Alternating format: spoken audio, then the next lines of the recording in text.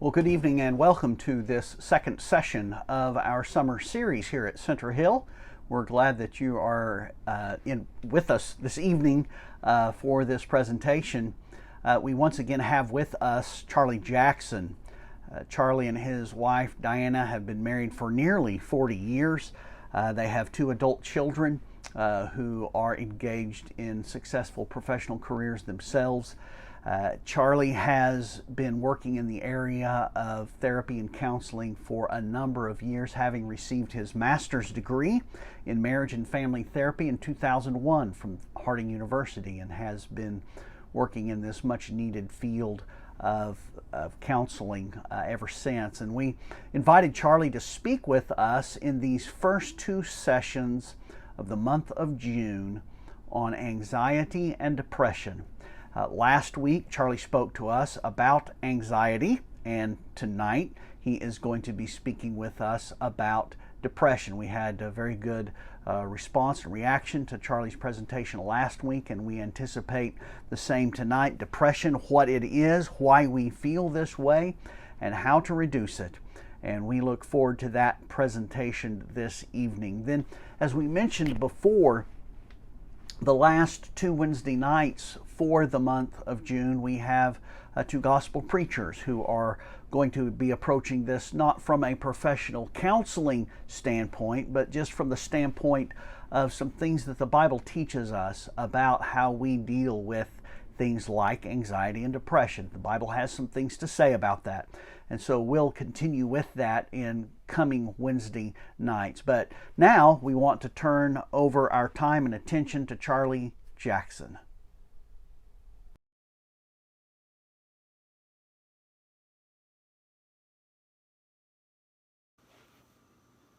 Good evening. Last week we talked about anxiety, and this week we're going to be talking about depression. I'm going to warn you up front, I am a therapist. Medications are not my forte. I'm not trained in them, and I'm not going to be able to offer advice tonight on what medications work or don't work or why. Medications are for doctors to prescribe, and other than to ask a client, have you talked to your doctor? Has he prescribed a medication? And are you remaining on the prescription without changing it, without talking to your doctor? You must talk to your doctor if you want to change medications. That's as far as I go as a therapist. I do sometimes offer some education in the sense that folks expect a medication to change the way they feel. They come in and they say, I'm unhappy, I don't feel well, I'm not as joyful as I used to be, and I want to be put on medications. The medications don't work that way for antidepressant, or the antidepressants rather don't work that way.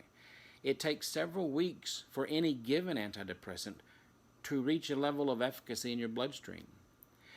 Then it turns out that might not be the one that works best or has negative side effects. And so another one will be tried, and then another 6 weeks will go before, and it may be a combination of several.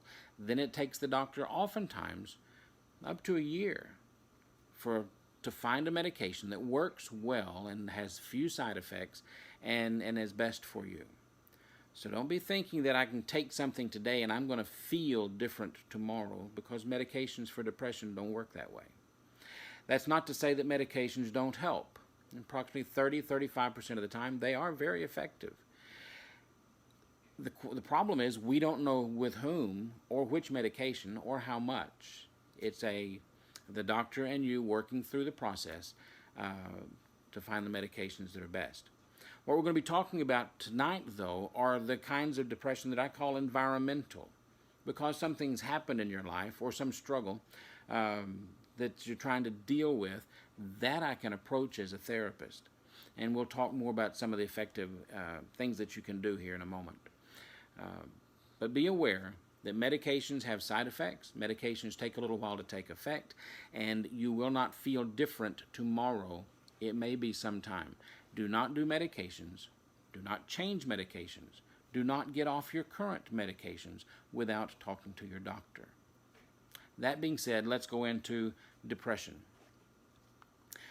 Depression, and here's the bummer, I guess, Because depression is depression is depression. If it meets the criteria we're going to talk about here in a moment, then it qualifies as depression. Regardless of whether it is biological in origin, something that cycles periodically, some people do that.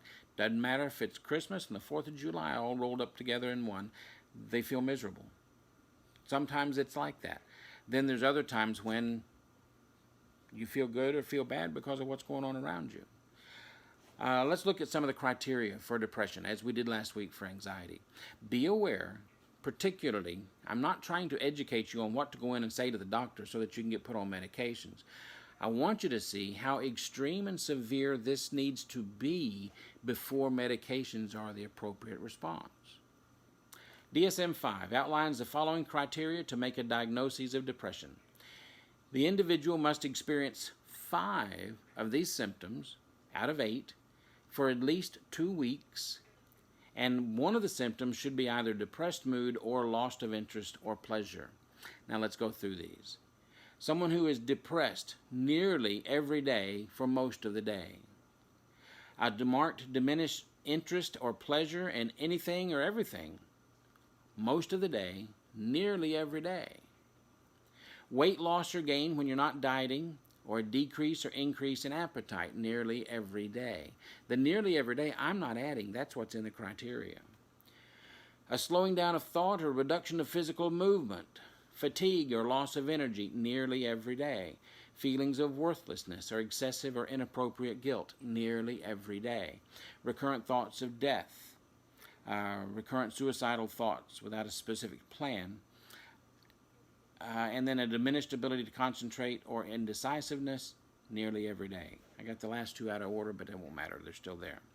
To receive a diagnosis of depression, these symptoms must cause the individual clinically significant distress and or impairment in social, occupational, or other important areas of functioning. It must also not be the result of substance abuse or other medical condition. It says also in the DSM that a major depressive disorder is associated with high mortality specifically because of suicide. Suicide is the 4th leading cause of death among adults 18 to 65. 4th. It is significant. If you are feeling depressed or suicidal or like you're going to hurt yourself, you need to talk to somebody. If you know somebody who is experiencing these things or who is expressing thoughts about I may be going to hurt myself, or they are cleaning out the closet, so to speak, giving their things away, evening up scores, making sure, taking care of business, and saying things like I wish I didn't have to wake up in the morning, or even stating an intent to commit suicide. It's okay to ask them if they're going to hurt themselves. You may be the one that saves their life. And many people say, well, I don't know if I should bring it up or not. I don't want to give them the idea. Well, you're not giving them the idea. You're intervening. And oftentimes, I almost said most of the time, but oftentimes, someone who expresses interest and is willing to listen can save that person's life. Most of them want to be heard. But tonight's not about suicide. I just want to bring that in. Tonight's about depression. It's a fascinating thing to me. Ecclesiastes Chapter 12 was written by Solomon near the end of his life. And he started talking about what it's like to grow old. But we've just gone through a list of criteria for depression. Of those 8 items, listen to how many of them come up in this discussion that Solomon is presenting. So remember your Creator in the days of your youth, before the difficult days come and the days draw near when you will say, I have no pleasure in them. That's the second criteria from what we were reading just above. Before the sun and the light of the moon and the stars grow dark and the clouds disappear after the rain. That's the first criteria we read above. When those who keep watch over the house begin to tremble, and the virile men begin to stoop over, and the grinders begin to cease because they grow few. And I realize this is describing a gentleman in very advanced old age. He's losing his teeth, but I'm going to put in criteria 3 because of weight gain or loss.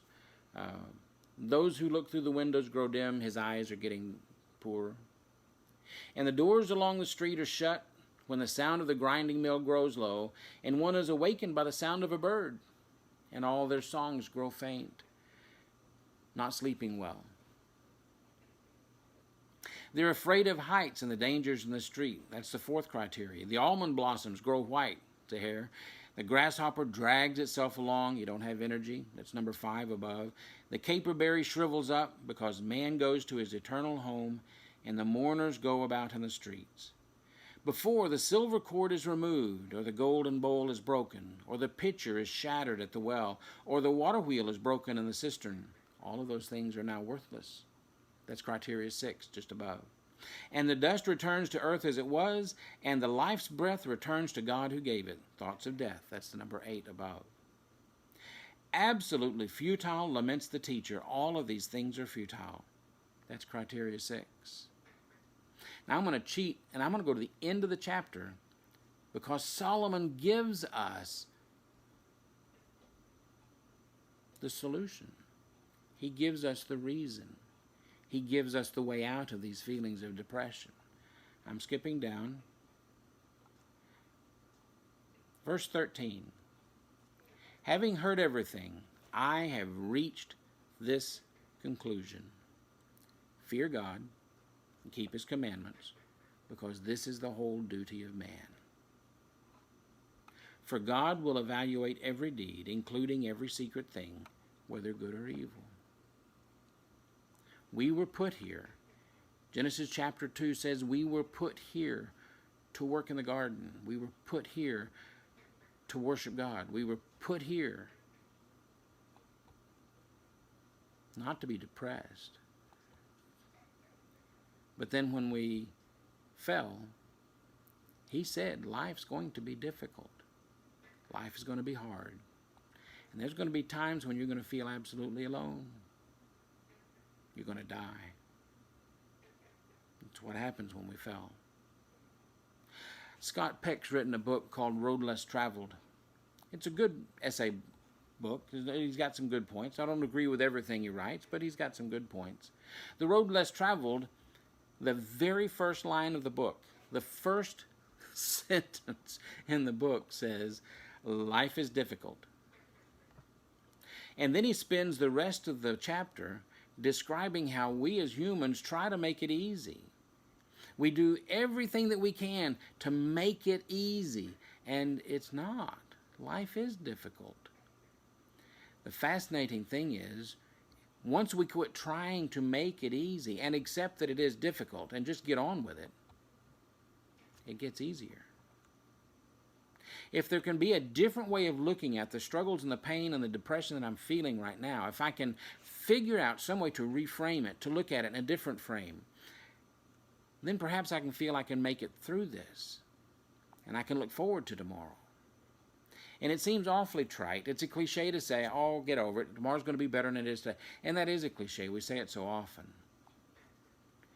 But I need something that'll give me hope. Something that'll give me a reason. Why am I going through this? Why am I feeling this today? And why can't I even anticipate or think that it might get better? The Jews have a fascinating way of studying the book of Psalms. They categorize them 3 ways. 1, Psalms of orientation, Psalms of disorientation, and then Psalms of new orientation. So it starts out here, and then it goes downhill, disorientation, and then the anticipation is that things are going to get better. I'm going to learn and grow and experience and mature, and I'm going to reach a spot that's better and higher than it was before when I first started. I like Psalm 30 particularly because it covers that so well in one short psalm, 12, 14 verses. This psalm was actually, it says, used at the dedication of the temple. It was written by David and used later. Psalm 30, verse 1. I will praise you, O Lord, for you lifted me up and did not allow my enemies to gloat over me. O Lord my God, I cried out to you, and you healed me. O Lord, you pulled me up from Sheol. You rescued me from among those descending into the grave. Sing to the Lord, you faithful followers of his. Give thanks to his holy name. For his anger lasts only a brief moment, and his good favor restores one's life. One may experience sorrow during the night, but joy returns in the morning. That is a psalm of orientation. It's where I am, and it's a good place to be. And God and I are getting along, and I'm a happy camper. There's a poem that goes with that. Many of you are familiar with the poem, Footprints in the Sand. It was written in 1936, I believe, by a young lady, Mary Stevenson. I've actually got her name. Here's the poem. This is a poem, if you will, of orientation, where I am. One night I dreamed I was walking along the beach with the Lord. Many scenes from my life flashed across the sky. In each scene I noticed footprints in the sand. Sometimes there were 2 sets of footprints. Other times there was only 1 set. This bothered me because I noticed that during the low periods of my life, when I was suffering from anguish, sorrow, or defeat, I could see only 1 set of footprints. So I said to the Lord, "You promised me, Lord, that if I followed you, you would walk with me always. But I noticed that during the most trying periods of my life, there have only been 1 set of prints in the sand. Why, when I needed you the most, have you not been there for me?" And the Lord replied, as you know what's coming, the Lord replied, "The times when you have seen only 1 set of footprints is when I carried you." Orientation. I am comfortable with the Lord, and He's there for me, and He's going to protect me, and He has protected me, and He will protect me. Orientation. But then there are times, disorientation. Why does the Lord let us go through that? Why do we have to struggle and suffer so? Let's accept Genesis chapter 3, when the fall.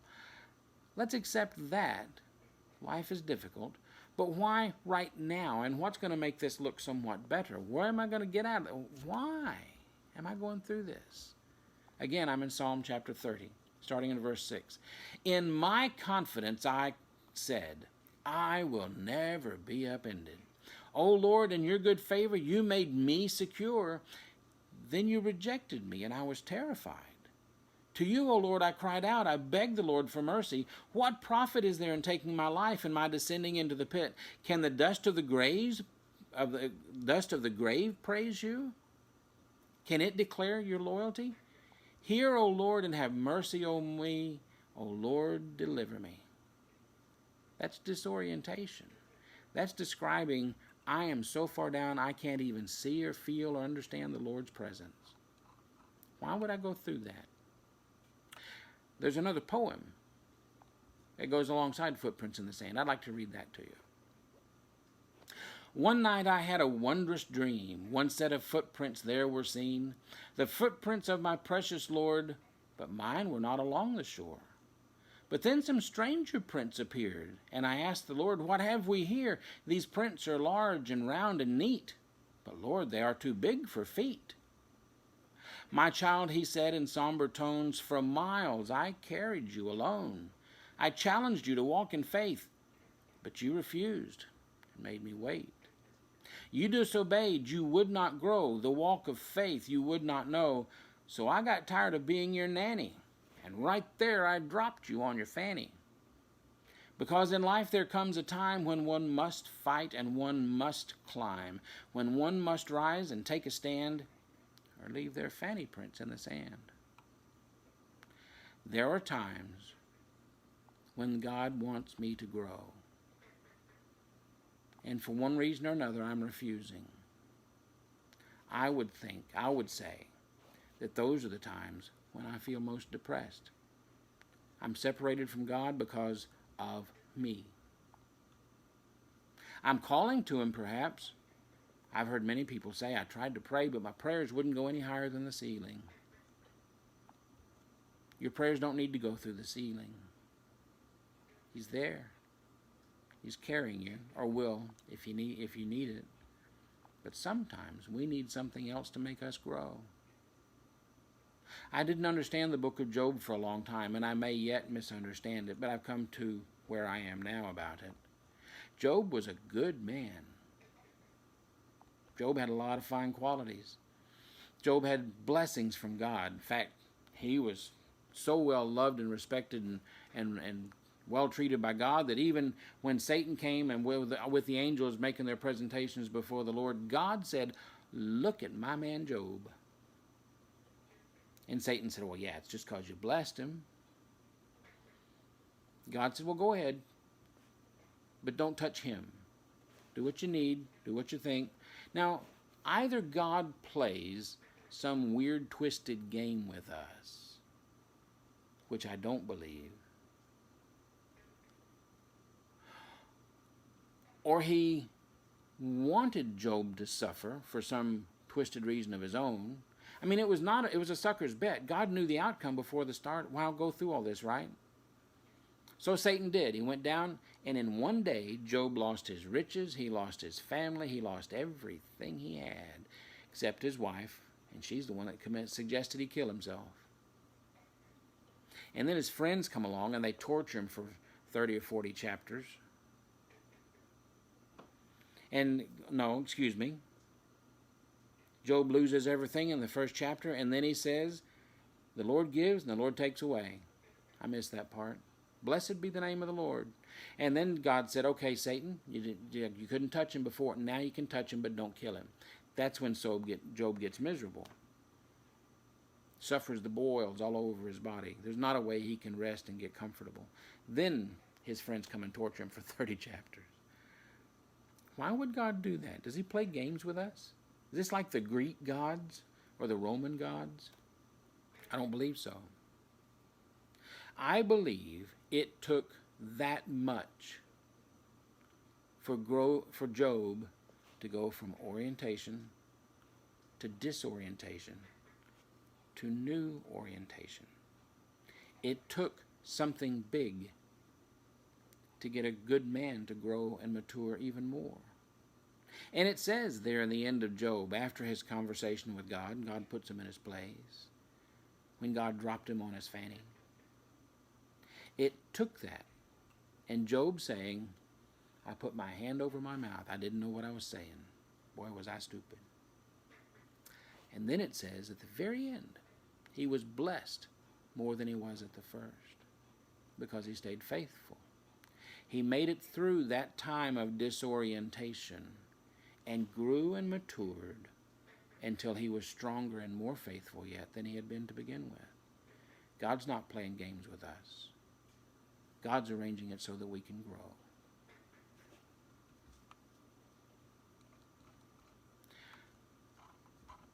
Now there's a different poem. It's not so much a poem. I'm not going to read this one. I'm just going to talk about it. Footprints in the sand. Imagine you and the Lord Jesus are walking down the road together, and for much of the way, the Lord's footprints go along steadily, consistently, rarely varying the pace. But your footprints are a disorganized stream of zigzag, start, stop, turn around, circles, departures, and returns. You go down to the water, you go up to the dunes. For much of the way it seems to go on like this, but gradually your footprints come more in line with the Lord, soon paralleling His consistently. You and Jesus are walking as true friends. This seems perfect, but then an interesting thing happens. Your footprints that once etched the sand next to Jesus's are now walking precisely within His footprints. And you can see that yours are much smaller than His. And as you continue to walk, your pace extends a little bit. You match stride for stride. Your footprint begins to grow. And then it's hard to tell them apart. Your footprints, His footprints. Footprint for footprint, they match. And then there's only one set of prints in the sand again. But two people. They become one. This goes on for a while, and then the second footprints goes amok. They are all over the beach. In fact, both sets of footprints, there are divots, there's sand thrown up, it's a mess. And you turn to the Lord and you say, I don't understand. Why, when we were doing so well, now is it all over the place? And He says, when you were all over the place, that's when you first came to me. And you didn't understand what it was like to really walk as a Christian, to be like I am. But eventually, you came in, and we paralleled for a while. And then you really tried to be like me, and you put your footprints in mine, like a 2-year-old does in his daddy's boots. And then you grew. And then, That's when we danced. When your footprints became like mine, that's when we danced. Psalm chapter 30, verse 10.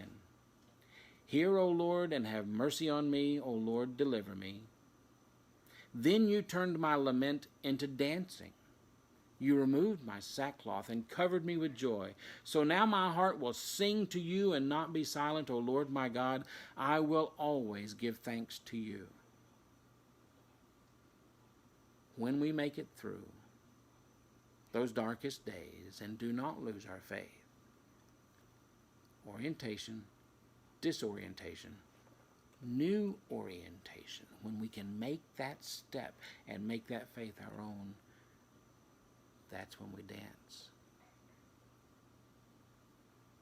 I like that picture. Now let me offer some things that will help in a very practical way get from here, disorientation, to here, new orientation. Some things that'll help, just very practically speaking, okay? Just like we said last week, you want to reduce anxiety, turn off the news. You want to reduce depression, turn off the digital media, which is ironic considering that's what I'm talking to you on. Get off of Facebook. It turns out that not everybody on Facebook is having a perfect life. I don't care if they're sending you pictures of the best Mexican food and that's what they're about to have for dinner. I don't care if they sit down. I remember when I was on Facebook years ago, I have a relative, and she was always sending me, I'm about to sit down in front of the fire with a cup of hot cocoa and a good book, and my children are asleep and the world is at peace. I think, really, in retrospect, she was able to send that about once a week because the other 6 nights were just kind of nuts. Just my thought. It turns out that not everybody that presents is perfect on Facebook, and I'm offering this, by the way, because this is actually given as a reason why some people consider suicide or why they feel so bad. One of their automatic negative thoughts is, everybody in the world is doing great but me. It's not so. That's just what's presented. So, if you want a very practical thing you can do that will help reduce the symptoms of depression, turn off the media. Get off of Facebook, get off the phone, turn off the television. And the second part of that is, and get outside. God didn't design us to live inside this box. In fact, He created us to work in the garden. That's how we'll be best. Now, if you don't enjoy gardening, that's okay. Get out of the house and go walk around the block. Cognitive behavioral therapy. Cognitive is the way you think. Behavior is what you do. What you think is automatic negative thoughts. Ants, like we talked about before. What you do is turning off the TV and taking a walk. Changing one changes the other. If I can't change the way you think and you still feel depressed and you still have automatic negative thoughts, I can encourage you to get out off the electronics and outside, and changing the behavior will change the cognitive. They balance out. They always do. You can't change one without the other changing. Turn off the electronics, get outdoors. Something else. If you're starting to feel depressed, talk to somebody.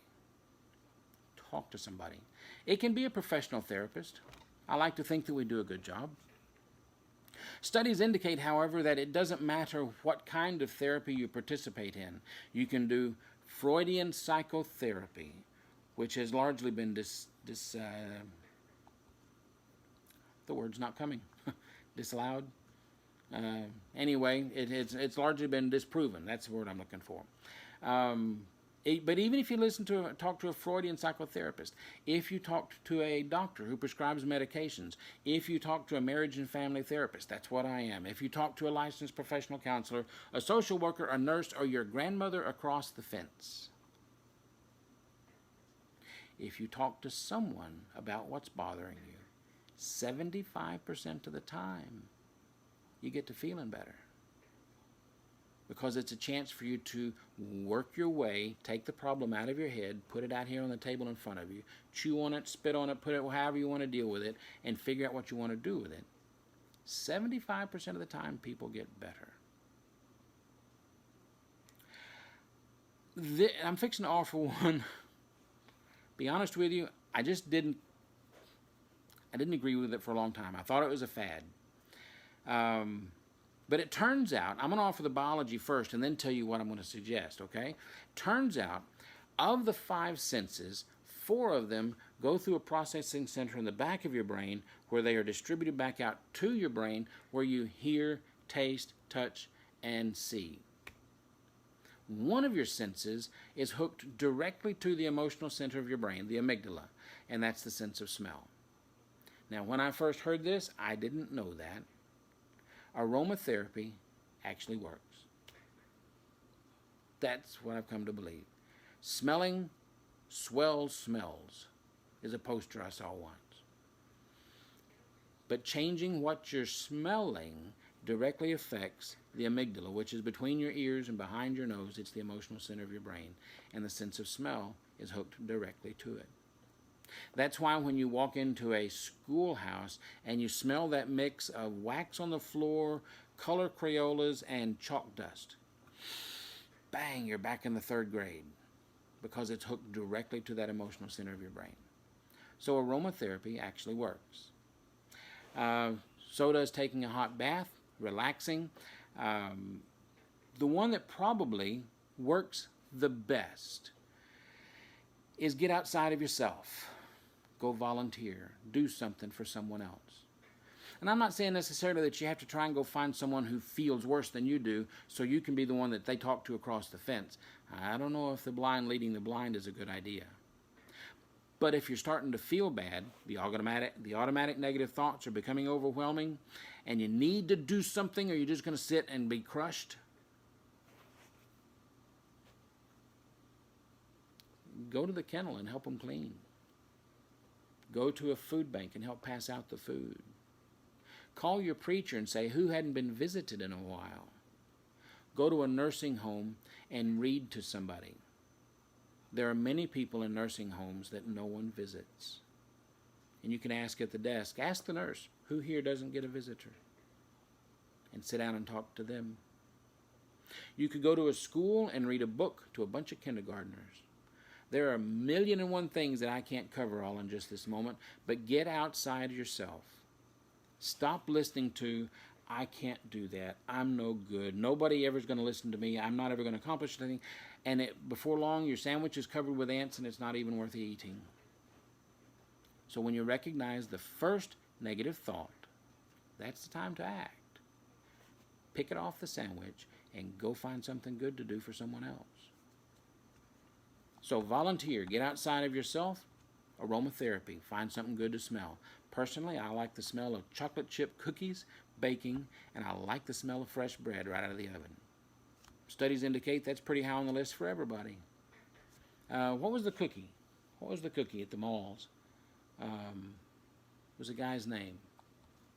Famous Amos. Famous Amos cookies intentionally vented their ovens back into the mall areas so that as people walk by, they catch and they come in, and they did really well. They sold a lot of cookies because that smell is hooked directly to the emotional center of your brain.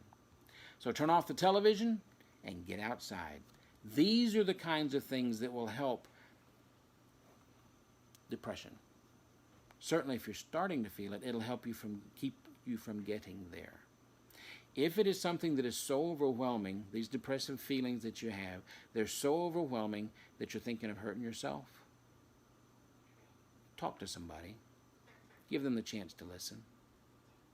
You don't know but what they don't need you more than you need them. Talk to somebody. If you know somebody that is as depressed as we were talking about earlier, where their depression is interfering with their life, they're not able to get out, they stay in bed, they're not bathing, they're not brushing their teeth, they're making statements that they may be harming themselves or thinking of it, intervene with them. They need you. Get outside of yourself and get involved with somebody else. I've often said, and I believe it even more now that I've been quarantined by this virus, and no, I'm not quarantined because I have symptoms, but quarantined because I hadn't been able to go to church in 2 months. Christianity is a blessing because it's an individual activity that we get to do together. Get outside of yourself, get involved with someone else, especially if you're feeling badly. And if you know someone who's feeling badly, get outside yourself, get involved with someone else, and help them. Help them. That'll help you feel better about yourself. God bless you. Thank you for listening, and appreciate the opportunity.